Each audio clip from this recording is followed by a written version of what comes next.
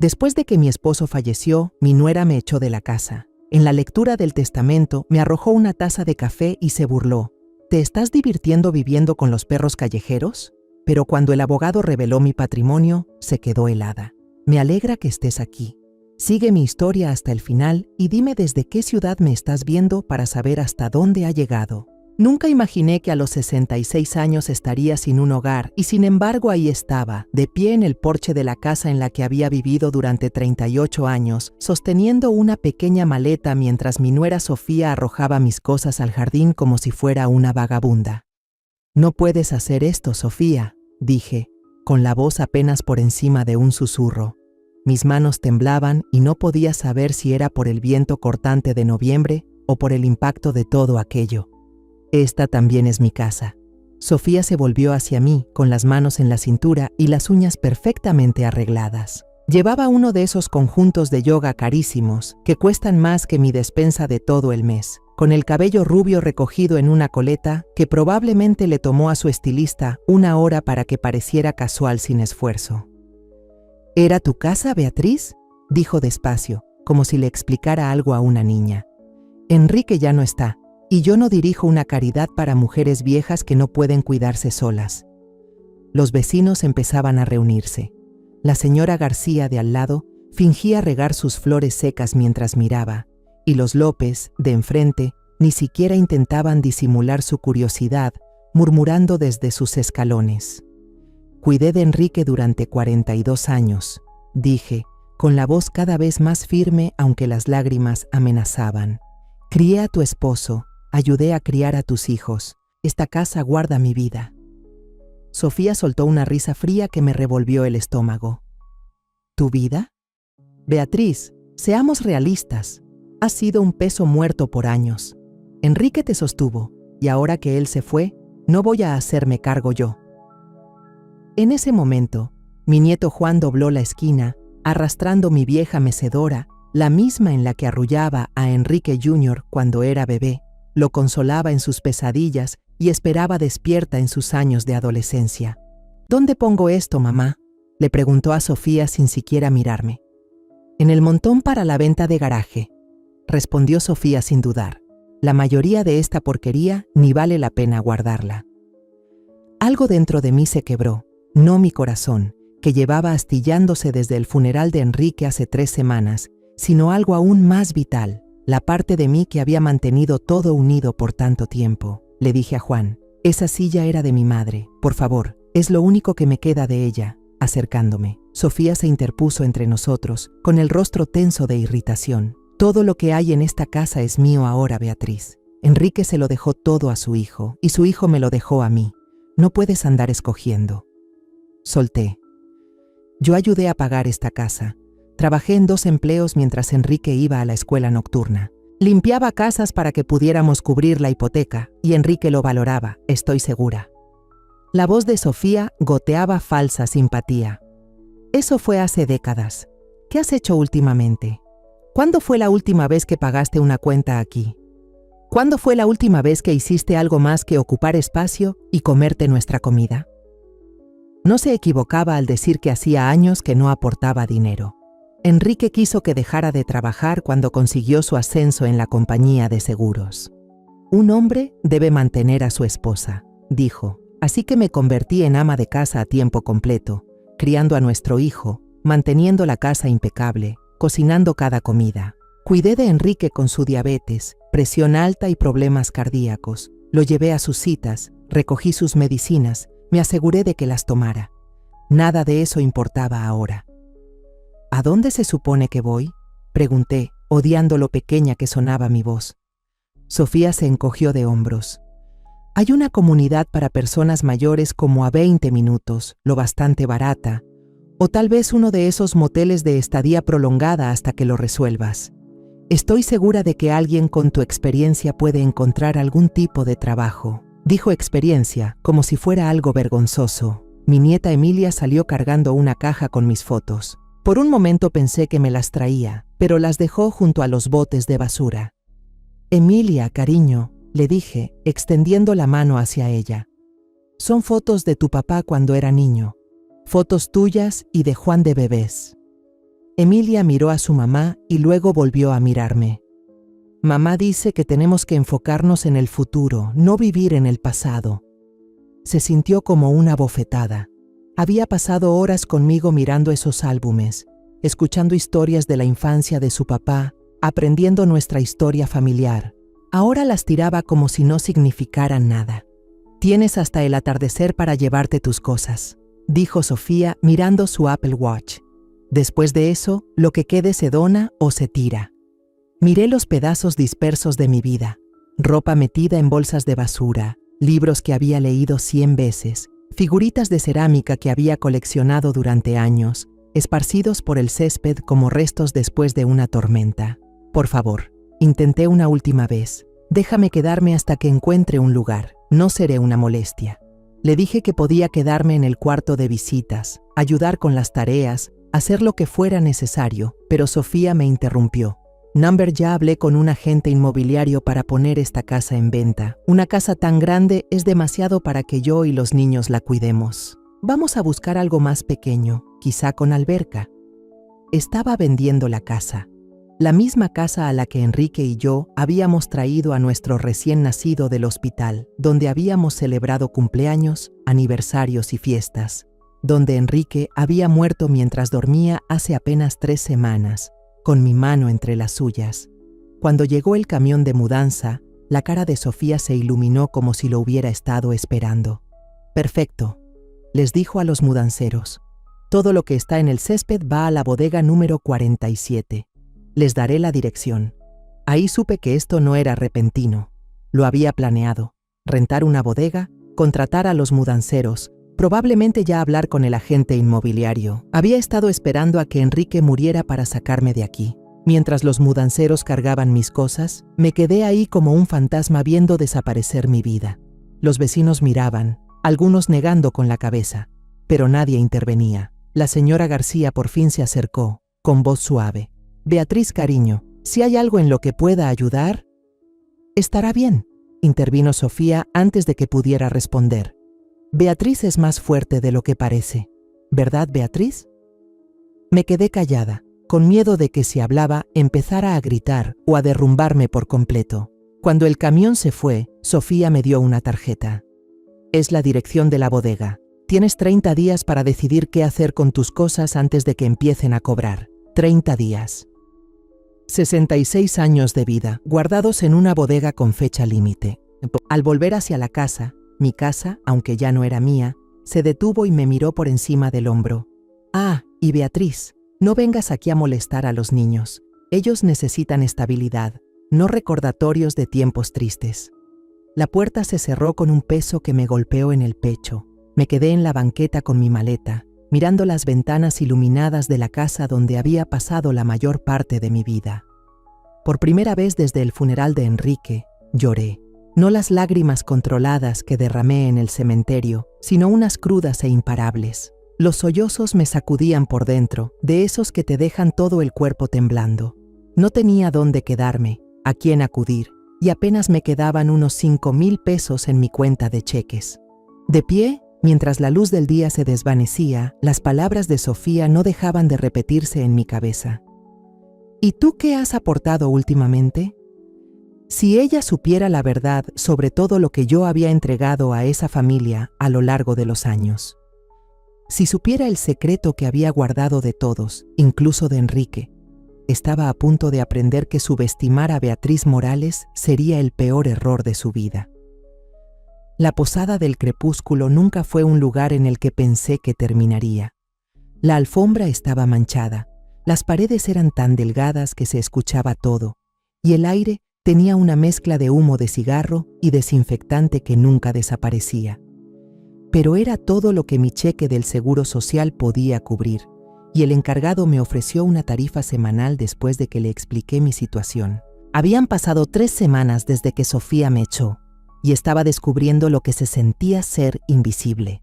En el supermercado, los cajeros apenas me miraban mientras pasaban mis productos de marca genérica y en oferta.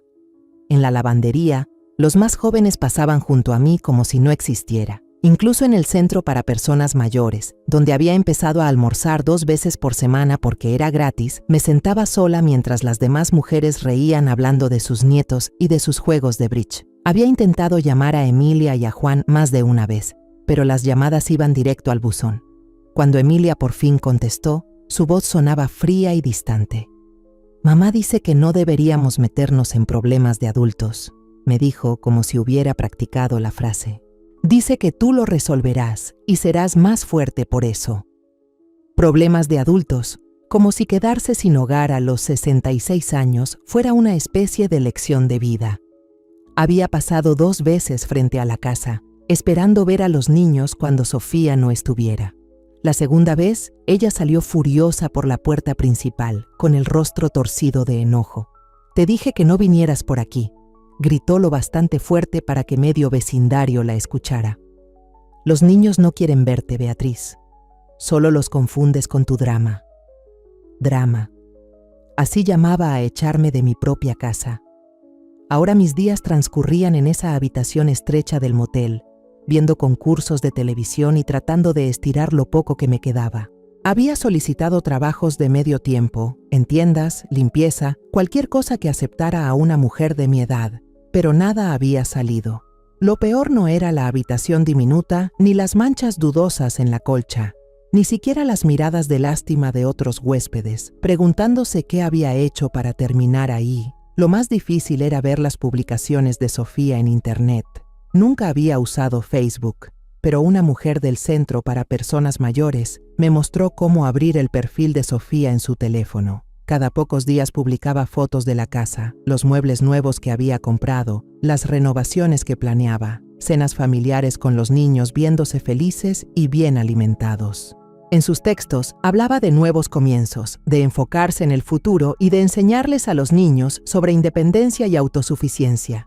Presentaba el hecho de echarme como si fuera una lección de vida empoderadora para Juan y Emilia. Lo que más dolía eran los comentarios de sus amigas. «Orgullosa de ti por tomar las riendas de tu vida. Los niños ya se ven mucho más felices.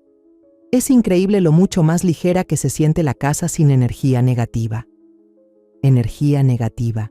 Eso era en lo que se habían reducido 38 años de mantener unida a una familia. Había empezado a llevar un cuaderno, escribiendo recuerdos de Enrique y de la vida que construimos, temiendo que, si no lo hacía, se desvanecieran. La manera en que Sofía hablaba era como si esos años nunca hubieran existido, como si yo nunca hubiera existido, pero sí había existido. Yo fui la que se quedó despierta toda la noche cuando Enrique Jr. tuvo neumonía a los 7 años. Yo fui la que lo llevó a los entrenamientos de béisbol cada martes y jueves durante 6 años. Yo fui la que lo ayudó con las tareas, la que lo escuchó practicar el saxofón y la que lo abrazó cuando su primera novia le rompió el corazón. Y ahora, ¿dónde estaba Enrique Jr.? Viajando por su trabajo en ventas. No había sabido de él desde el funeral. Mi propio hijo, fuera de mi vida como si nunca hubiera nacido. El jueves por la tarde estaba sentada en el estacionamiento del motel, tratando de reunir valor para entrar y enfrentar otra noche sola, cuando un auto familiar se detuvo junto a mí. Era la señora Vargas, la hermana de Enrique. No la había visto desde el funeral, y por un momento, una chispa de esperanza encendió mi pecho. Tal vez había venido a ayudarme. Tal vez alguien de la familia todavía se preocupaba. «Beatriz», dijo al bajarse, «me enteré de lo que pasó». «Oh, Elena», dije, poniéndome de pie demasiado rápido y sintiendo un mareo. «Me alegra tanto verte». Pero su rostro no era cálido, al contrario, parecía incómoda, como si estuviera allí por obligación. «Quería hablar contigo sobre las cosas de Enrique», dijo, ignorando mi sonrisa. «Sofía mencionó que tomaste algunos objetos que pertenecían a la familia». Sentí que el corazón se me hundía. Solo tomé lo que era mío, Elena. Mi ropa, mis pertenencias personales. Dejé todo lo demás. Sofía dice que te llevaste el reloj de Enrique, el que perteneció a nuestro padre. Un calor me subió a las mejillas. Enrique me dio ese reloj en nuestro 20º aniversario. Dijo que quería que tuviera algo para recordarme de su padre. Elena negó con la cabeza. Ese reloj debe quedarse en la familia, Beatriz. Debería ir a Enrique Jr. o tal vez a Juan cuando sea mayor. Yo soy familia, dije, aunque sonó débil incluso para mí. Somos familia, corrigió Elena suavemente. Enrique ya no está, y Sofía es la madre de los niños. Ahora ella era la que tomaba las decisiones por la familia. La miré, a esta mujer que había sido mi cuñada por más de 40 años, con quien compartí fiestas, cumpleaños y viajes familiares. En sus ojos había el mismo desdén que había sentido de todos los demás. Ya no era familia, solo era un resto de la primera vida de Enrique. Está bien, dije en voz baja. Le daré el reloj. Elena pareció aliviada. Creo que es lo mejor. Sofía también mencionó unas joyas que podrían haber pertenecido a la madre de Enrique. Tal vez podríamos revisar tus cosas juntas y asegurarnos de que todo llegue al lugar correcto. El lugar correcto. Aparentemente, eso no significaba conmigo. Pasamos la siguiente hora en mi pequeña habitación del motel, revisando las pocas pertenencias que había logrado conservar. Elena se llevó el reloj de Enrique, los aretes de perlas de su madre e incluso un pequeño florero de cerámica que había sido un regalo de bodas de una tía de Enrique. «Lo entiendes, ¿verdad, Beatriz?», dijo Elena mientras los guardaba en una caja. «Estas cosas tienen valor sentimental para la familia». Asentí, aunque por dentro quería gritar que también eran importantes para mí. Yo fui la que pulió ese reloj cada semana durante 26 años, la que usó esos aretes en cada reunión familiar importante, la que envolvió y desenvolvió ese florero en 3 mudanzas diferentes. Después de que Elena se fue, me senté en la cama del motel y miré lo que quedaba de mi vida. Unas cuantas mudas de ropa, algunos artículos de tocador, un puñado de fotografías que Sofía no se molestó en tirar. Eso era todo. Eso era lo único que tenía para mostrar por 66 años. Tomé una foto, Enrique y yo el día de nuestra boda, ambos jóvenes y llenos de esperanza. Lo recordaba como si hubiera sido ayer, la manera en que Enrique susurró «Te amo» durante nuestro primer baile, las lágrimas felices de su madre al darme la bienvenida, el apretón de manos firme de su padre y aquel «Eres perfecta para mi hijo». Ahora Enrique ya no estaba, su madre ya no estaba, su padre ya no estaba, y yo no era más que una extraña en una habitación de motel sin ser bienvenida en la familia que ayudé a construir. Esa noche llamé al depósito para preguntar por mis cosas. La mujer al teléfono fue seca. Sus 30 días casi se cumplen, señora Morales. Si no realiza el pago, tendremos que deshacernos de sus pertenencias. Deshacerse de ellas como si fueran basura. ¿Cuánto cuesta mantenerlo un mes más?, pregunté. 2.500 pesos más recargos por atraso. Me quedaban 1.450 pesos en mi cuenta bancaria. Le dije, la llamaré después, y colgué antes de que pudiera decir otra palabra. Acostada en la cama dura del motel, fijé la vista en una mancha de agua del techo mientras me preguntaba cómo mi vida se había desmoronado así. Apenas 3 meses atrás, yo era la esposa de Enrique Morales. Vivía en una casa hermosa, rodeada de familia, respetada en mi vecindario. Ahora no era nadie, no tenía nada y no tenía a dónde ir. Esa noche, mientras me quedaba dormida, mis dedos encontraron el pequeño relicario en mi cuello, la única joya que había logrado ocultar del inventario de Elena. Dentro había una foto de mi madre y envuelta alrededor algo que nadie, ni Sofía, ni Elena, ni siquiera Enrique, había sabido jamás, una llave de una caja de seguridad. Mañana la abriría por primera vez en 20 años. Y Sofía Morales estaba a punto de darse cuenta de que había cometido el peor error de su vida. El Banco Confianza Nacional lucía exactamente igual que 2 décadas atrás, con pisos de mármol y techos altos que hacían eco con cada paso.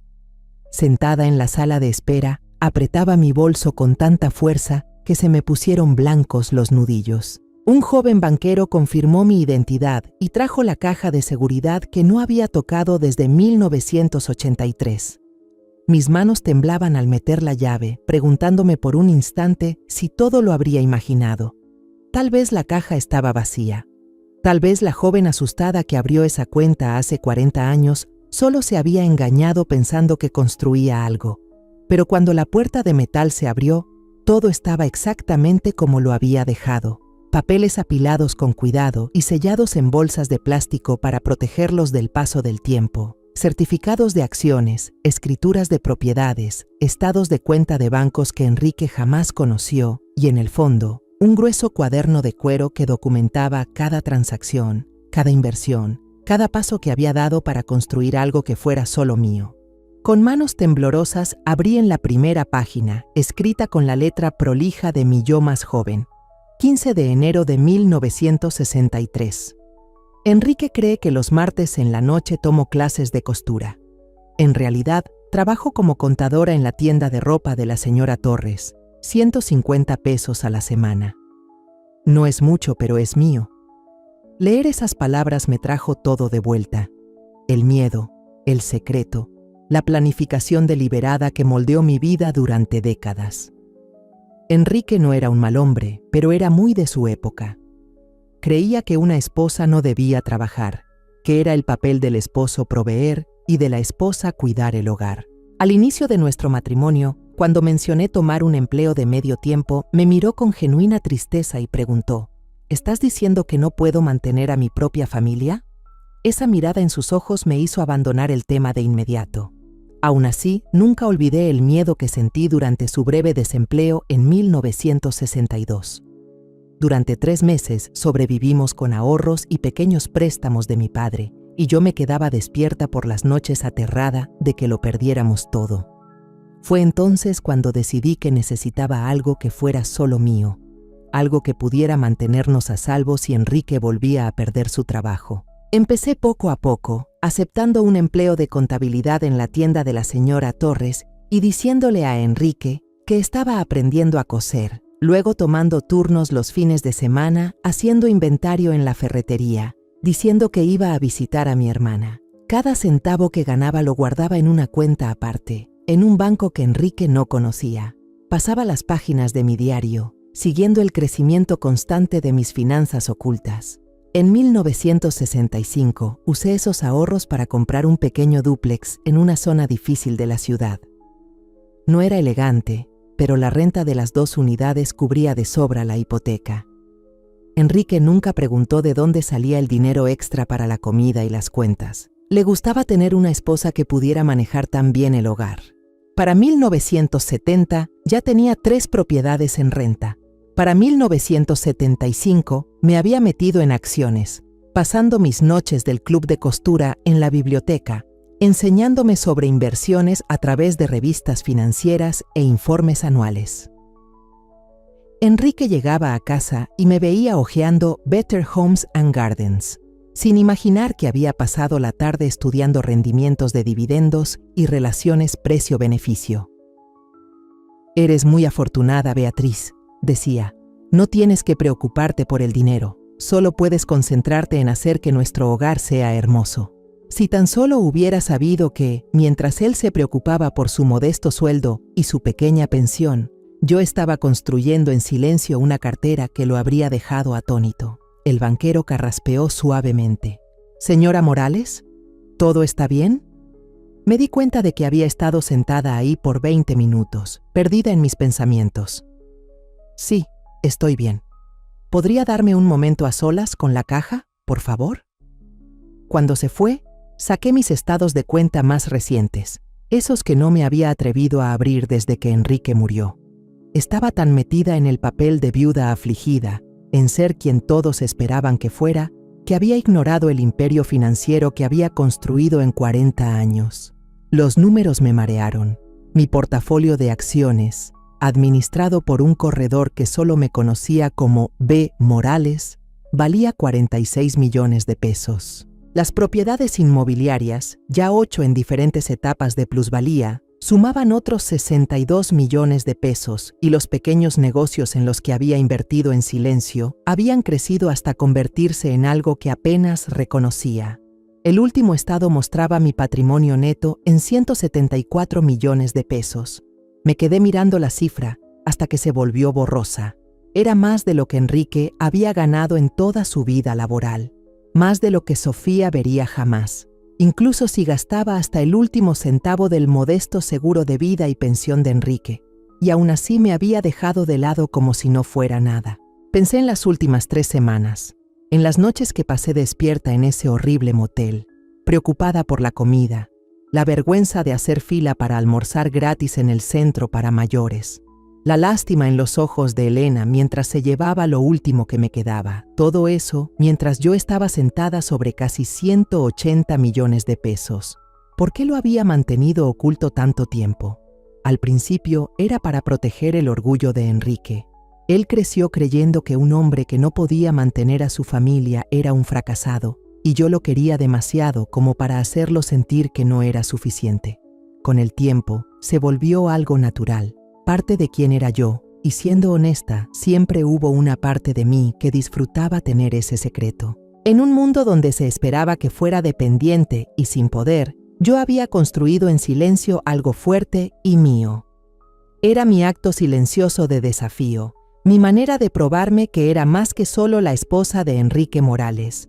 Pero guardármelo terminó costándome todo. Como nunca le conté a Enrique sobre mi fortuna, él nunca pensó en dejarme más que la casa en su testamento. Y como su hijo heredó todo lo demás, Sofía creyó que controlaba toda la riqueza de la familia. No tenía idea de que la verdadera fortuna pertenecía a la mujer a la que echó como si fuera basura. Tomé mi teléfono y llamé a mi corredora, Laura, con quien había trabajado durante 15 años, pero a la que nunca había visto en persona. ¿Señora Morales? La voz de Laura era cálida y profesional. Lamento mucho enterarme del fallecimiento de su esposo. Envié flores a la funeraria, pero no estaba segura si las recibió. Gracias, Laura. Fueron hermosas. Me tomé un momento para recomponerme. Necesito hacer algunos cambios en mis cuentas. Por supuesto. ¿En qué puedo ayudarla hoy? Respiré hondo. Quiero liquidar algunas de mis inversiones. Voy a necesitar acceso rápido a efectivo. ¿De cuánto estamos hablando?, preguntó. Miré alrededor de la pequeña bóveda del banco, imaginando la cara engreída de Sofía mientras arrojaba mis cosas al césped, la forma en que se rió cuando dije que la casa contenía mi vida, sus publicaciones en línea sobre nuevos comienzos y energía negativa. 40 millones de pesos para empezar, dije. Tengo algunas compras que hacer. Hubo una breve pausa. Es bastante liquidez, señora Morales. ¿Puedo preguntarle qué planea? Solo quiero asegurarme de estructurarlo de la manera más eficiente posible en impuestos. Por primera vez en semanas, sonreí. Voy a comprar una casa, Laura, una casa muy específica. Después de colgar, me quedé en la bóveda otra hora, revisando cada documento, estado de cuenta y prueba de la vida que había construido en silencio. Algunas inversiones habían resultado mejor de lo que jamás imaginé. Una pequeña empresa tecnológica en la que invertí a principios de los 90 ahora valía más que mi antigua casa. Una propiedad comercial que compré por impulso había triplicado su valor cuando construyeron un centro comercial cerca. Había sido inteligente, cautelosa y paciente. Todo lo que Sofía creía saber de mí estaba completamente equivocado. Cuando salí del banco, ya no me sentía la misma persona. No se trataba solo del dinero, aunque eso influía. Por primera vez desde que Enrique murió, me sentí yo misma otra vez. No la viuda lamentable por la que todos sentían lástima. No la carga que Sofía había tirado. Era Beatriz Morales, la mujer que construyó en silencio un imperio mientras todos asumían que solo era un ama de casa. Conduje hasta la biblioteca pública y pasé la tarde revisando registros de propiedad y anuncios inmobiliarios. Cuando salí, ya tenía un plan. Sofía pensó que había ganado cuando me echó. Creyó que se había deshecho del peso muerto, que había despejado el camino para su herencia y asegurado el futuro de sus hijos. No tenía idea de que el peso muerto que había tirado estaba a punto de comprar el mismo suelo bajo sus pies. A la mañana siguiente, llamé a la agente inmobiliaria de Sofía. Había visto el anuncio en línea, 8.740.000 pesos por la casa que ayudé a pagar, la casa donde crié a mi hijo, la casa donde pasé 40 años de mi vida.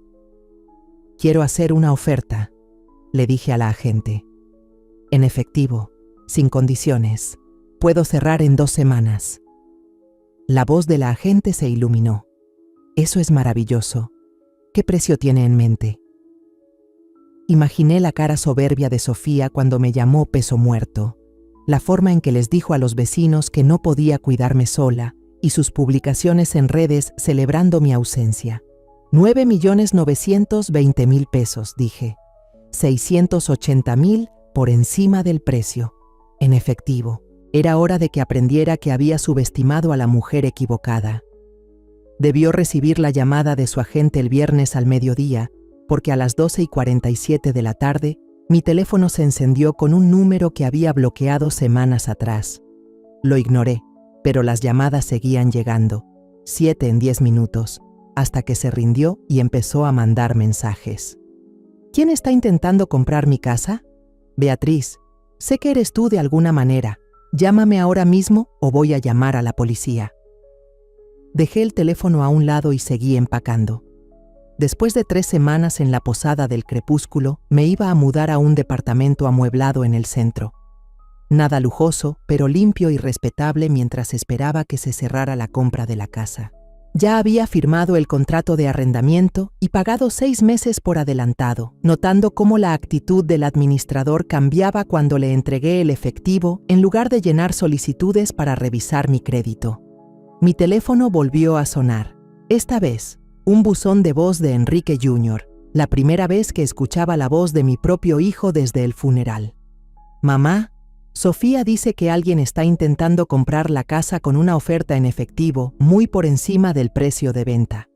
Está convencida de que tú tienes algo que ver, lo cual es ridículo porque, bueno, ya sabes, pero está molesta y los niños están confundidos. ¿Puedes llamarla y decirle que no eres tú? Está volviendo locos a todos. Casi me reí. Mi propio hijo no podía imaginarme teniendo ese tipo de dinero. Para él, yo seguía siendo la viuda indefensa viviendo del apoyo de su padre. En vez de llamarlo, fui directamente a la oficina de bienes raíces y me reuní con la agente de Sofía, una mujer amable llamada Mariana, que no tenía idea de que había caído en medio de un pleito familiar. ¿Señora Morales? Mariana me miró intrigada mientras hojeaba sus papeles. Lo siento, pero tiene el mismo apellido que la vendedora. ¿Son familia? Soy la viuda de Enrique Morales, dije sin rodeos. La casa pertenecía a mi difunto esposo. La expresión de Mariana cambió a confusión y preocupación. Vaya, creo que ha habido un malentendido. La señora Sofía Morales está vendiendo la propiedad. La heredó de su difunto esposo. Ese sería mi hijo, expliqué. Él la heredó de mi esposo, su padre. Pero Sofía es libre de venderla. Yo solo estoy interesada en comprarla como inversión. La mentira salió con facilidad. Tuve 40 años de práctica guardando verdades para mí misma. Mariana acomodó sus papeles, algo incómoda. Su oferta es muy sólida. La señora Morales, Sofía Morales, esperaba obtener el precio solicitado, pero ofrecer 750.000 pesos más es muy generoso. ¿Puedo preguntar por qué esta propiedad? Le di mi sonrisa más inocente. Es sentimental. Para el lunes, Mariana llamó para decir que Sofía había aceptado mi oferta. También dijo que Sofía exigió saber quién era la compradora y que cuando Mariana le dijo que era la viuda de Enrique Morales, hubo, en sus palabras diplomáticas, una reacción considerable. Parecía muy sorprendida, dijo Mariana con cuidado. Me pidió confirmar sus datos financieros varias veces. Le aseguré que su oferta en efectivo era legítima y que podía cerrar la operación en cualquier momento. Podía imaginar la cara de Sofía, probablemente pasando todo el fin de semana preguntándose cómo podía yo tener ese tipo de dinero. En su mente, yo vivía de la pensión del Seguro Social en algún motel.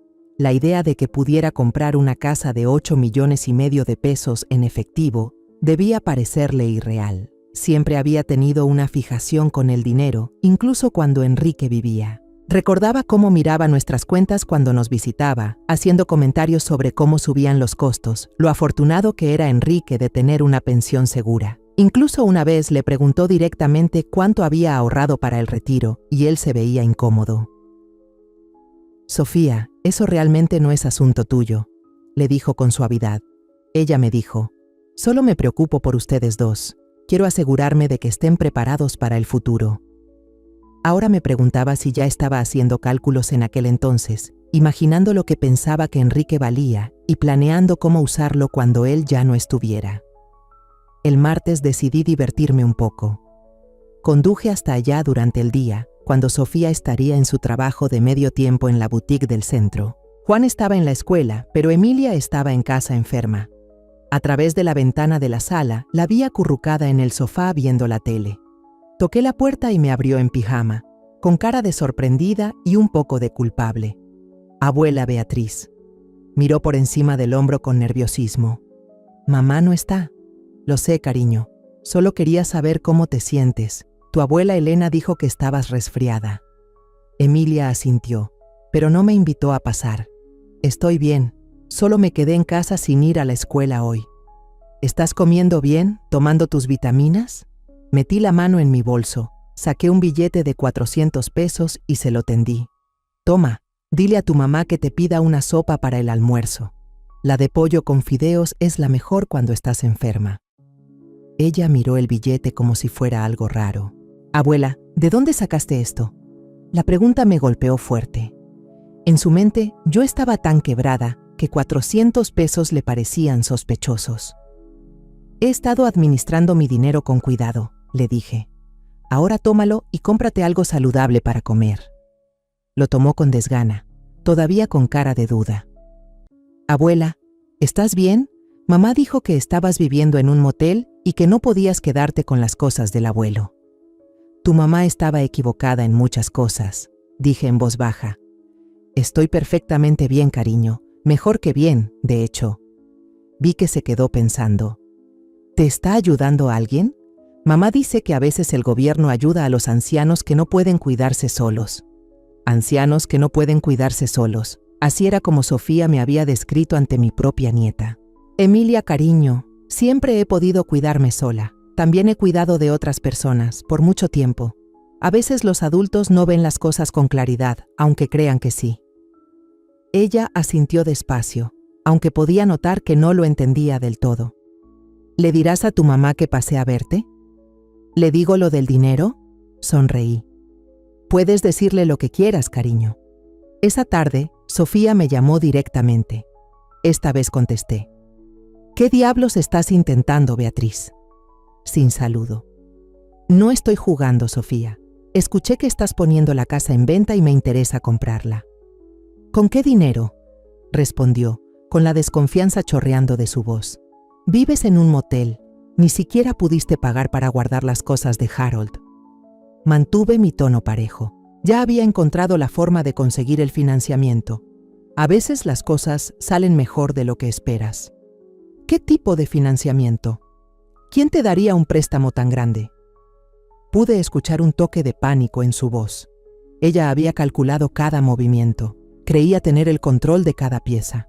La idea de que yo pudiera tener recursos que ella no conocía claramente la inquietaba. Es un préstamo privado, le dije, de alguien que cree en mí. Basura. Quiero saber quién te está dando ese dinero y por qué. Le recordé que no le debía detalles sobre mis finanzas. Ella quería vender y yo quería comprar. Era un trato sencillo. No hay nada sencillo en esto, y lo sabes. Su tono subió, las palabras afiladas. Estás intentando manipularme, hacerme quedar mal. Le dije que simplemente quería comprar una casa que me gustaba, nada más. Hubo una pausa antes de que su tono cambiara, más frío, calculador. Si de verdad juntaste suficiente dinero para esta casa, ¿qué te hace pensar que voy a dejártela? Podría echarme para atrás, podría negarme a venderle.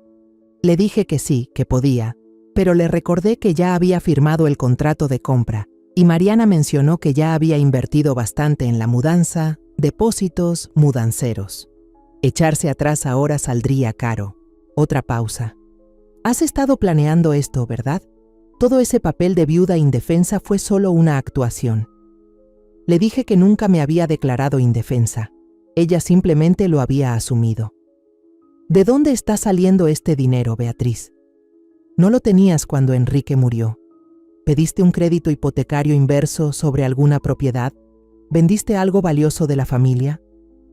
Estaba intentando adivinar, desesperada por encontrar una respuesta que encajara con su visión limitada de mí.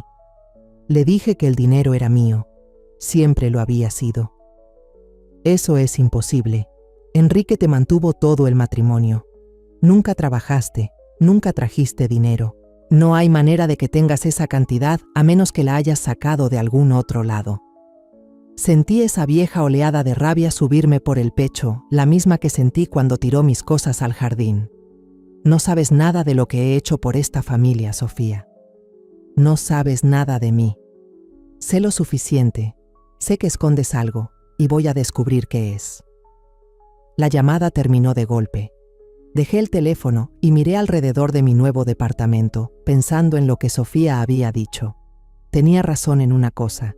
De alguna forma sí me había estado preparando para esto, no de manera consciente, no planeando una venganza, pero durante 40 años había estado construyendo algo que me protegiera si llegaba el momento.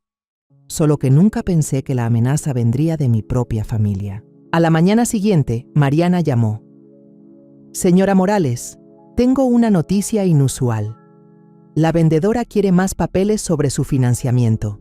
Prueba de fondos, estados de cuenta, verificación de su prestamista. Bastante raro para una compra en efectivo, ¿no? Muy raro, respondí. Normalmente con la prueba de fondos es suficiente. Ella está preocupada.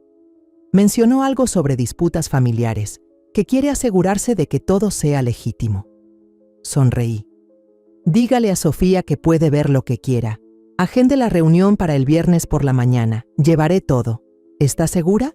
No tiene que dar tantos detalles. Estoy segura. Es hora de aclarar algunas cosas. No podía esperar a que fuera viernes. Sofía pensaba que estaba a punto de desenmascararme como una farsante, de demostrar que estaba maquinando para comprar la casa. En cambio, estaba a punto de descubrir que la mujer a la que consideraba inútil valía más de lo que jamás imaginó. Y eso era solo el comienzo. Vargas y Asociados estaba en uno de esos edificios antiguos del centro, con techos altos y paneles de madera oscura que querían proyectar seriedad. Llegué 15 minutos antes, con el vestido azul marino que había usado en el funeral de Enrique, el único atuendo formal que había conservado después de la limpieza que hizo Sofía. Ella ya estaba allí cuando entré a la sala de juntas, sentada en el extremo de una larga mesa de caoba con una pila de papeles. No había venido sola. Enrique Jr. estaba a su derecha, inquieto en una camisa arrugada, y Elena a su izquierda, con esa misma mirada de juicio que tenía cuando tomó el reloj de Enrique de mi habitación de motel. Beatriz, dijo Elena con una sonrisa forzada. Me sorprende verte aquí. Puse mi bolso sobre la mesa y me senté frente a ellos. Sofía había organizado esta reunión para revisar la documentación financiera y supuse que toda la familia querría estar presente. El abogado de Sofía, un hombre delgado con gafas de montura metálica, carraspeó. Señora Morales, la señora Morales mayor. Debo señalar que esta reunión es un tanto inusual.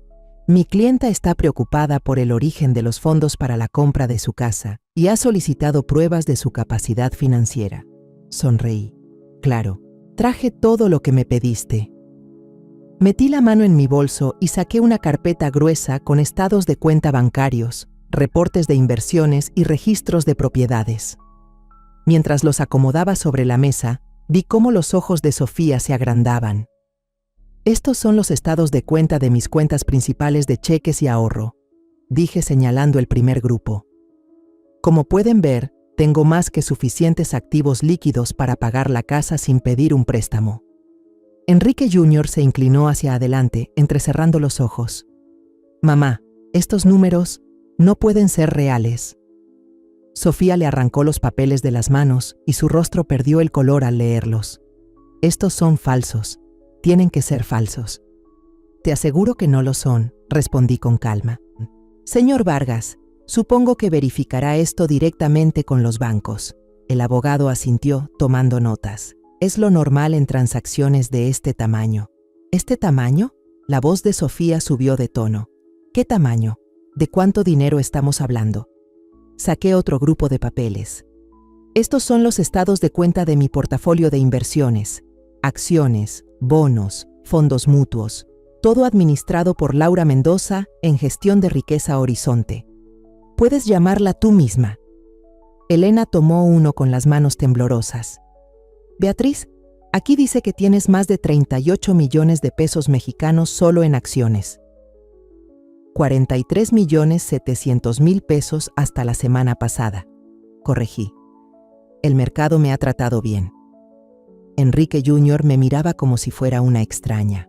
Mamá, ¿de dónde salió este dinero? Papá nunca mencionó nada sobre inversiones. Tu padre no sabía de ellas, dije sin rodeos. La sala quedó en silencio. Sofía hojeaba los papeles, su expresión cambiando de sorpresa a confusión y luego a enojo. Eso es imposible. Enrique te mantuvo durante todo nuestro matrimonio. Nunca trabajaste, nunca tuviste acceso a este tipo de dinero. Metí la mano en mi bolso otra vez y saqué mi cuaderno de cuero, el que había mantenido oculto en una caja de seguridad durante 40 años. En realidad, sí había trabajado bastante, simplemente nunca se lo conté a Enrique. Abrí el cuaderno en la primera página y comencé a leer en voz alta. 15 de enero de 1963. Enrique cree que tomo clases de costura los martes por la noche. En realidad, trabajo como contadora en la tienda de ropa de la señora Torres. 258 pesos a la semana. Sofía me arrebató el cuaderno de las manos. Esto es ridículo. Te lo estás inventando. Sigue leyendo, le dije. Marzo de 1965. Usé los ahorros para comprar un dúplex en la calle Cedro. La renta de ambas unidades cubre la hipoteca y sobra 5.160 pesos cada mes. Elena negó con la cabeza lentamente. Beatriz, si esto es cierto, ¿por qué nunca nos lo dijiste? ¿Por qué guardarlo en secreto tanto tiempo? Porque Enrique no lo habría entendido, dije. Era un buen hombre, pero un hombre de su época.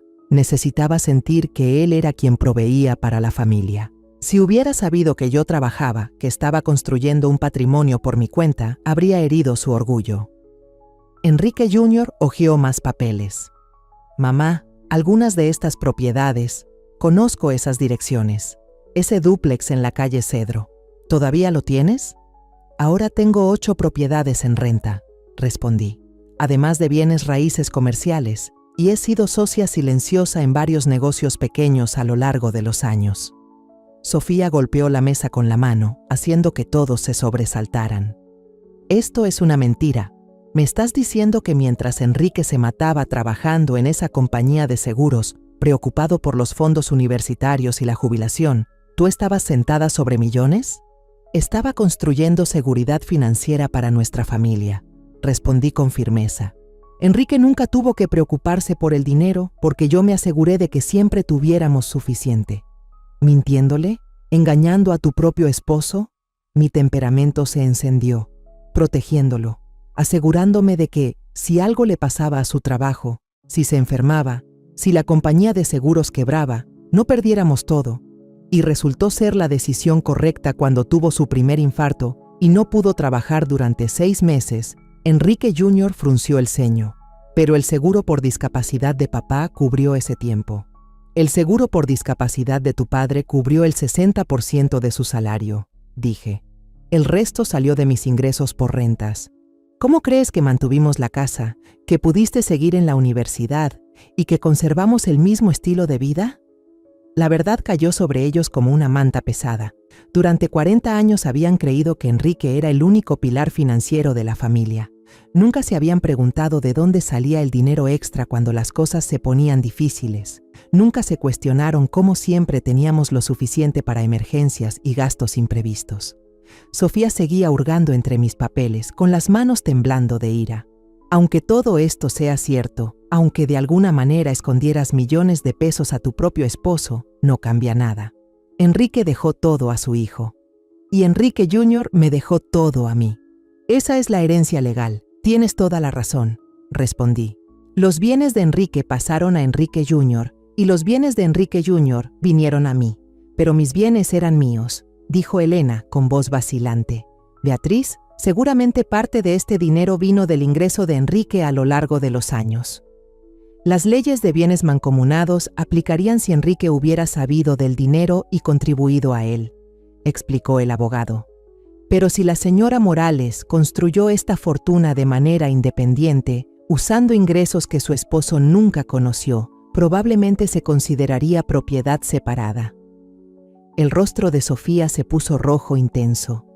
Esto es una locura. No puedes estar casada con alguien durante 42 años y ocultarle millones de pesos. Sí puedo, y lo hice, respondí con calma. Todos los martes por la noche, cuando le decía a Enrique que estaba en el círculo de costura, estaba con mis clientes de contabilidad o revisando mis propiedades. Todos los sábados, cuando decía que salía de compras con amigas, me reunía con contratistas o posibles inquilinos. Cada vez que decía que conseguí una gran oferta en la despensa, era porque mis ingresos por rentas pagaban los gastos de la casa. Enrique Jr. me miró como si nunca me hubiera visto antes. Mamá, ¿por qué no me lo dijiste? Incluso después de que papá murió. ¿Por qué no dijiste nada? La pregunta quedó en el aire, y por un momento sentí todo el peso de esos años de secretos. ¿Por qué no se los había dicho? ¿Por qué permití que Sofía me echara de mi propia casa cuando podía haberlo evitado? Porque quería ver quiénes eran realmente, respondí al fin. Quería ver cómo me tratarían cuando pensaran que no tenía nada que dar. El silencio que siguió fue sofocante. Sofía habló primero, apenas por encima de un susurro. Me dejaste echarte. Me dejaste humillarte frente a todo el vecindario. Me viste batallar con los pagos de la casa y los gastos de los niños y no dijiste nada. Te vi celebrar deshacerte de mí. Corregí. Te vi publicar en línea sobre tu nuevo comienzo y el alivio de sacar la energía negativa. Te vi decirles a mis nietos que yo era demasiado vieja e inútil para ser parte de sus vidas. Enrique Jr. enterró el rostro en sus manos. Dios mío, mamá, ¿qué hemos hecho? Sofía se levantó de golpe, las patas de la silla rechinando contra el piso. No voy a dejar que tergiverses esto y nos pongas como los villanos. Tú engañaste a todos. Tú pasaste años engañando a tu propia familia. Yo pasé años protegiendo a la mía, le dije mientras me ponía de pie para enfrentarla. Pero esa familia ya no existe. Enrique se ha ido, y tú has dejado muy claro que no soy parte de la nueva versión que has creado. Volví a meter la mano en mi bolso y saqué un sobre grueso. Señor Vargas, aquí están los papeles para la compra de la casa. Como puede ver, voy a pagar en efectivo 1.180.000 pesos más del precio que pedían. Me gustaría cerrar de inmediato. El rostro de Sofía perdió todo el color. No puedes hacer esto. Puedo hacer lo que quiera con mi dinero, Sofía, igual que tú lo hiciste con el de Enrique. Deslicé mis documentos financieros de nuevo en la carpeta. Creo que hemos terminado aquí. Señor Vargas, avíseme cuando esté fijada la fecha de cierre. Mientras me dirigía a la puerta, la voz de Sofía se elevó detrás de mí, aguda y desesperada. Esto no ha terminado, Beatriz. Voy a pelear. Voy a demostrar que ese dinero no es realmente tuyo. Me detuve en la puerta y me giré hacia ella. Sofía, tengo 40 años de registros que muestran cada peso que gané y cada inversión que hice. Tengo testigos, socios comerciales y bancos listos para confirmarlo. ¿Tú qué tienes? Abrió la boca, pero no salió nada. Eso pensé. Disfruta el resto de tu nuevo comienzo. Salí de esa sala de juntas con el sonido de su llanto, no de tristeza, sino de rabia e incredulidad. Ella había construido su futuro sobre la idea de que heredaría todo lo valioso de la familia de Enrique, sin imaginar que la vieja inútil a la que echó valía más que todo eso junto. Pero lo mejor aún estaba por venir, porque comprar la casa era solo el primer paso de mi plan para Sofía Morales. 3 semanas después de esa reunión en la oficina del abogado, estaba de pie en la entrada de la avenida Encino 315, mi casa ahora, viendo cómo el camión de mudanza se alejaba. Sofía había luchado por la venta hasta el último momento posible, trayendo a su propio abogado, presionando para que investigaran mis finanzas, incluso intentando alegar que había presionado a Enrique Jr. para vender por debajo del valor de mercado. Nada funcionó. Cada documento que entregué era sólido, cada registro bancario confirmado, cada escritura auténtica. 4 décadas de registros meticulosos habían hecho que mi posición financiera fuera intocable. La casa se veía diferente ahora que era mía otra vez. No porque algo afuera hubiera cambiado, sino porque yo la veía con otros ojos. Ya no era la casa familiar en la que había vivido con la mesada de Enrique. Era mi propiedad, comprada con mi dinero, de mi entera posesión. Caminé despacio por la casa, notando cada cambio que Sofía había hecho durante su corto tiempo como dueña. Pintura fresca en la sala, cortinas nuevas en la cocina, accesorios de baño renovados. Había gastado bastante para que se sintiera suya, todo con dinero prestado contra el seguro de vida de Enrique y ahora enterrada en deudas de tarjeta de crédito que no podía pagar. Mi teléfono vibró con un mensaje de Laura, mi asesora financiera. Cierre de casa confirmado, fondos transferidos. Además, la agente inmobiliaria de las Mujeres Morales llamó preguntando por tus otras propiedades. Le dije que no compartimos información de clientes. Sonreí con ironía. Sofía seguía intentando medir el alcance de mi patrimonio, probablemente esperando encontrar una grieta que pudiera usar. No se daba cuenta de que había pasado 40 años haciéndome imposible de romper. Otro mensaje apareció de Enrique Jr. Mamá, ¿podemos hablar? He estado tratando de procesar todo lo que pasó en la oficina del abogado. Siento que ya no sé quién eres. Se me apretó el pecho. Reconstruir mi relación con mi hijo llevaría cuidado y tiempo, si es que podía reconstruirse. Él estaba enfrentando la verdad de que todo lo que creía sobre nuestra familia era falso, que su madre callada había sido una millonaria oculta moviendo hilos durante décadas. Pero antes de poder ocuparme de eso, tenía un último asunto que resolver. Conduje hasta Departamentos Vista al Prado, donde Sofía se había mudado después de vender la casa. Era un complejo decente, no lujoso, pero limpio y seguro, mucho mejor que el motel destartalado en el que ella alguna vez pensó que yo me quedaría para siempre. Su departamento estaba en el 2º piso. Subí las escaleras despacio, con mis rodillas recordándome que todavía tenía 66 años, aunque mi cuenta bancaria dijera otra cosa. Cuando toqué la puerta, hubo una larga pausa antes de que se abriera con un chirrido. Sofía se veía fatal. El cabello grasoso, la ropa arrugada, los ojos rojos de tanto llorar o por noches sin dormir. Detrás de ella, cajas de mudanza llenaban el lugar, como si hubiera estado viviendo medio empacada durante semanas. ¿Qué quieres?, preguntó con frialdad, sin hacerse a un lado. Quería ver cómo te estabas acomodando. Soltó una risa amarga. ¿Acomodándome? Me estoy ahogando, Beatriz. Las tarjetas de crédito que usé para arreglar la casa están al tope. Los gastos de mudanza se llevaron lo que quedaba del seguro de vida de Enrique. Apenas puedo pagar este lugar y mucho menos el aumento de renta que planean para el próximo año. Lamento escuchar eso. ¿Ah, sí? ¿De verdad lo lamentas o viniste a regodearte? Miré detrás de ella y vi a Emilia y Juan sentados en un sillón que parecía barato, de segunda mano. Me hicieron un pequeño gesto con la mano y yo les devolví el saludo. Vine a hacerte una propuesta, dije. Los ojos de Sofía se entrecerraron. ¿Qué clase de propuesta? Le conté que tenía varias propiedades en renta y que una de ellas era una bonita casa de 3 recámaras, a unos 10 minutos de la escuela de los niños. Los inquilinos actuales se mudarían el próximo mes. Ella dijo, no puedo pagar la renta de una casa, Beatriz. Apenas puedo mantener este departamento. Le dije que la renta sería de 6,800 pesos al mes. Sofía me miró fijamente. ¿6,800 pesos? Eso es imposible. Una casa de 3 recámaras aquí cuesta al menos 20,400 pesos. Respondí, no mi casa, no para ti. Guardó silencio un rato, claramente tratando de descubrir cuál era la trampa. ¿Por qué harías eso?, preguntó al fin. Porque sin importar lo que haya pasado entre nosotras, Emilia y Juan siguen siendo mis nietos. Ellos no deberían sufrir porque su madre tomó malas decisiones. ¿Malas decisiones? La voz de Sofía se alzó. ¿Malas decisiones? Tú eres la que le mintió a todos durante 40 años. Tú eres la que engañó a su propio esposo. Tú eres la que me dejó humillarme echándote de la casa cuando pudiste haberlo evitado en cualquier momento. Dije con calma. Tienes razón, pude haberlo evitado. Pude haberte contado sobre mi dinero el día que me echaste. Pude haberte dado un cheque para el funeral de Enrique en lugar de verte angustiada por el costo.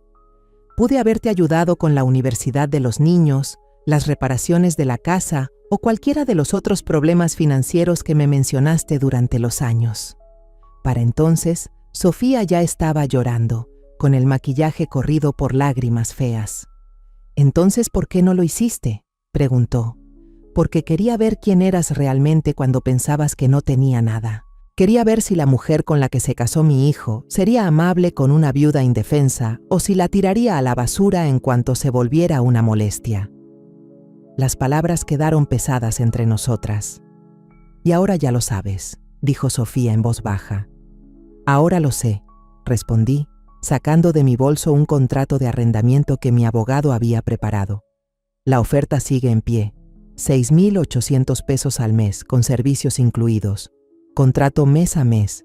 Si encuentras algo mejor, puedes irte en cualquier momento». Sofía tomó los papeles con las manos temblorosas. «¿Cuál es la trampa?». «Tiene que haber una trampa». «No hay trampa, pero sí hay condiciones». «¿Cómo cuáles?». «No hablas mal de mí con los niños. No intentas ponerlos en mi contra ni llenarles la cabeza de tu amargura. Los problemas que tengamos se quedan entre nosotras». Sofía asintió lentamente. «¿Y?». «Consigues un trabajo, uno de verdad, no un empleo de medio tiempo en una tienda, algo que realmente pueda sostenerte y asegurar el futuro de tus hijos. Te estoy dando la oportunidad de levantarte, no una vida de limosnas». Permaneció en silencio un buen rato, leyendo el contrato. «Beatriz, no entiendo por qué haces esto después de todo lo que te dije, después de lo que te hice pasar. Lo hago por Emilia y Juan, y tal vez un poco por Enrique Jr., porque va a necesitar que su familia sane de esto». «¿Qué pasa con Enrique Jr.? ¿Has hablado con él?». Negué con la cabeza. «Aún no. Todavía está muy molesto y confundido. Pero algún día querrá saber por qué mantuve el dinero en secreto, por qué dejé que las cosas pasaran como pasaron. Cuando esté listo, aquí estaré». Sofía se secó los ojos con el dorso de la mano. «Fui terrible contigo. Dije cosas horribles. Te traté como si no importaras. Sí importabas. ¿Y aún así estás dispuesta a ayudarme?». Lo pensé mientras miraba a esta mujer rota en su desordenado departamento, rodeada por las ruinas de lo que alguna vez creyó. ¿Lo hacía por amabilidad? ¿Por culpa? ¿Para demostrar que yo era mejor que su crueldad? Tal vez por todo eso, o tal vez por algo más sencillo. Sofía, pasé 40 años escondiendo quién era realmente porque tenía miedo de cómo reaccionarían los demás. Construí muros para proteger mis secretos, pero esos muros también me alejaron de las personas que más amaba. Ya no quiero vivir así. Me detuve, eligiendo bien mis palabras. No estoy haciendo esto para castigarte ni para presumir lo generosa que soy. Lo hago porque aferrarme al rencor sería otra clase de prisión, y ya he estado en suficientes prisiones. Sofía firmó el contrato de arrendamiento, con las lágrimas aún corriendo por su cara. Cuando me preparaba para irme, me tomó del brazo. «Beatriz, ¿crees que haya alguna posibilidad de que podamos empezar de nuevo? No volver a lo de antes, pero tal vez construir algo diferente». La miré por un largo momento. Esta mujer me había herido profundamente, mostrando lo peor de sí misma cuando creía tener todo el control. Le respondí con honestidad. «No lo sé, pero creo que las dos les debemos a esos niños que están ahí al menos intentarlo». 6 meses después, estaba en el jardín trasero de mi casa, el que ahora sí era realmente mío, cuando Emilia y Juan vinieron corriendo. Sofía había cumplido su promesa de buscar trabajo y ahora era asistente administrativa en un consultorio médico.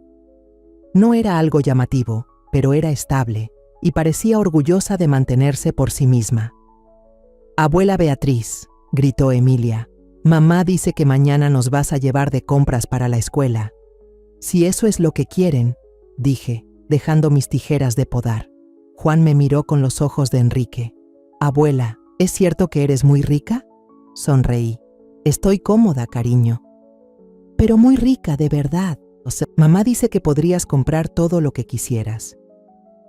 Tener dinero no significa comprar todo lo que quieres, le dije. Significa tener la libertad de elegir lo que realmente importa para ti. ¿Y qué es lo que más te importa?, preguntó Emilia. Miré a estos dos niños hermosos, nacidos de una familia complicada que poco a poco aprendía a sanar.